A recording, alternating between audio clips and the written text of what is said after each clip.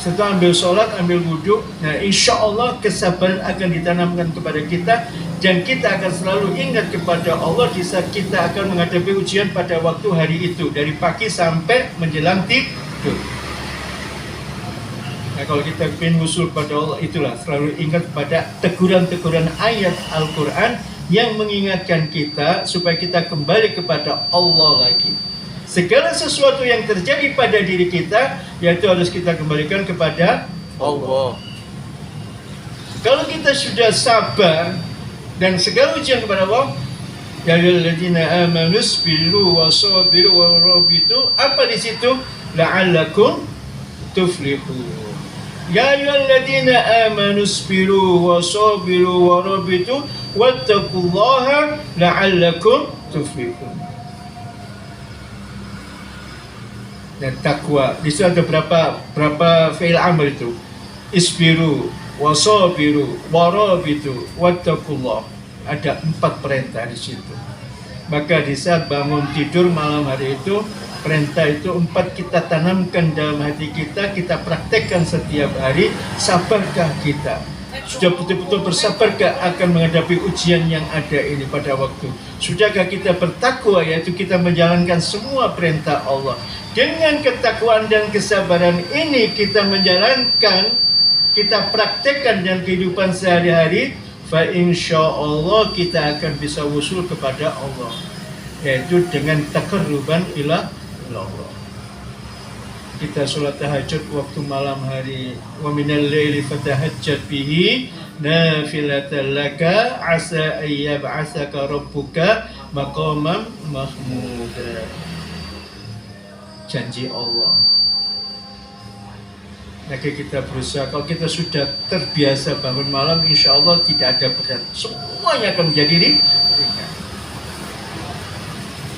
Dan diniati maka tadi itu, sebelum kita tidur kita jalankan sunnah-sunnah apa? Yaitu dawamul wudu, ambil air wudu. Kalau bisa sholat 2 rakaat, yaitu sholat istikharah. Setelah itu kita membaca kulhu, membaca muawwidzatain, membaca ayat kursi, membaca min akhir suratul Baqarah lillahi ma fis samawati wa ma fil ardi ila akhiri, yaitu ini untuk menjauhkan daripada syaitan atau gangguan-gangguan yang bersifat negatif. Dan kapankah kita bisa menjalankan seperti ini? Bisa apa tidak? Bisa, asal ada kemauan, asal ada niat. Yang penting innamal a'malu bil niat. Itu niat yang utama itu. Niat. Kalau kita kepingin menjadi orang yang beruntung, la'allakum. Nah di situ maka kalau kita dianjurkan, kajian Al-Quran itu dianjurkan. Karena apa? Karena di dalam Al-Quran ada sentuhan-sentuhan hati. Di situ ada larangan, di situ ada perintah. Kalau kita mengatakan beriman, ya ayyuhalladzina amanu udkhulu, kalau Anda betul-betul beriman kepada Allah, udkhulu fis silmi kafah. Nah, inilah kunci. Apakah kita sudah masuk Islam keseluruhannya, zahiran wa batinan, atau hanya sebagian-sebagian saja? Kalau kita sudah masuk Islam keseluruhannya, maka di situ ada perintah, ada larangan. Ya ayyuhalladzina amanu atiiullaha wa atiiur rasul wa ulil amri minkum.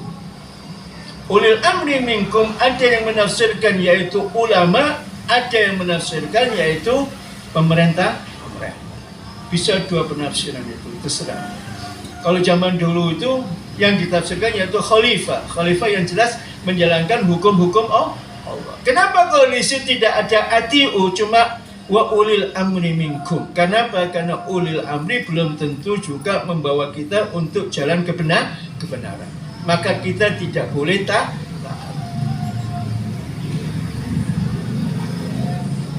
Kalau kita dikatakan atiullah, ya ayyuhalladzina amanu, hai orang-orang beriman, atiullah wa atiur rasul.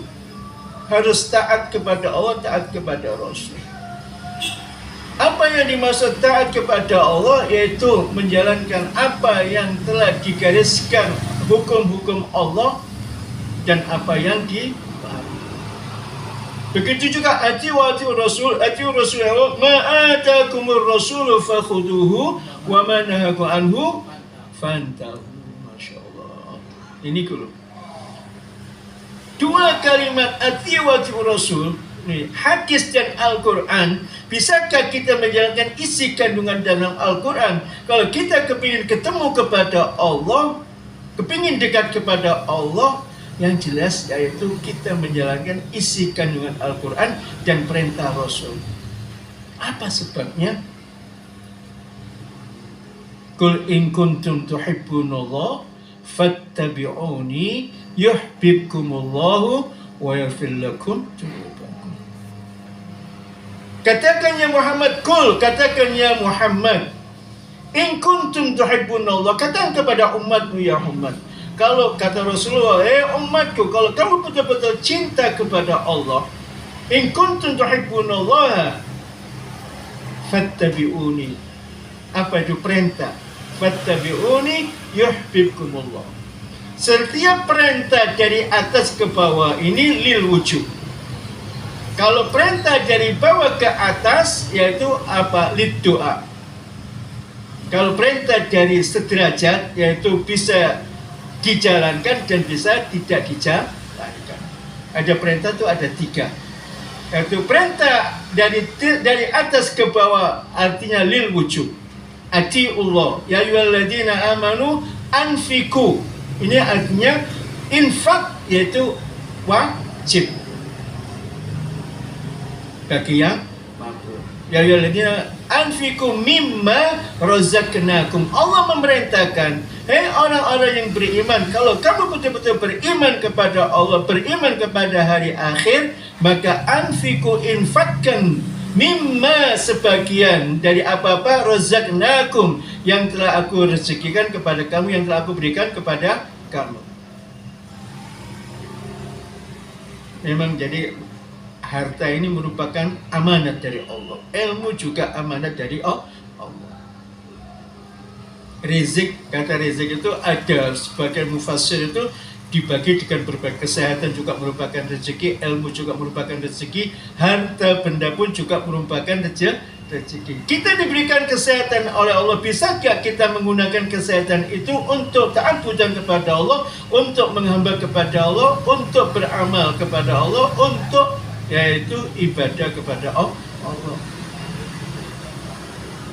Kita diberikan rezeki oleh Allah, bisa nggak kita menginfakkan harta yang diberikan oleh Allah yang diamanatkan kepada kita ini untuk disalurkan kepada orang yang membutuhkan?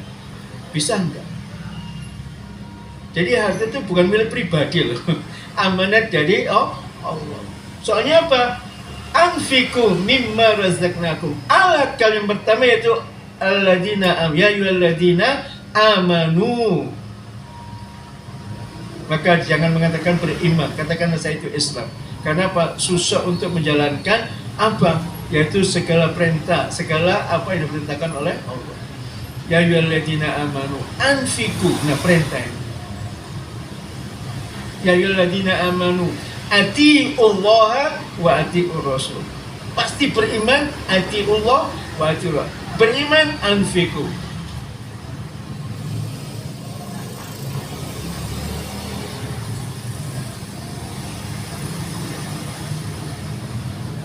Ya ayyuhalladzina amanu dzkurullah. Ya ayyuhalladzina amanu udzurullaha dzikran katsiran wasabbihu bukratan.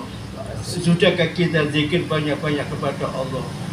Sudahkah kita menginfakkan? Sudahkah kita taat kepada Allah dan Rasulnya? Kita mengatakan beriman tapi kita tidak taat dengan perintah Allah. Kita mengatakan beriman tapi kita melanggar hukum-hukum Allah dan hukum-hukum Rasul. Nah, di situ kita harus mengkoreksi diri kita sendiri. Selalu mengkoreksi, menganalisa diri kita sendiri untuk menemukan sudahkah kita beriman kepada Allah. Kalau kita mengatakan, orang-orang yang beriman, udkhulu fis-silmi kafah.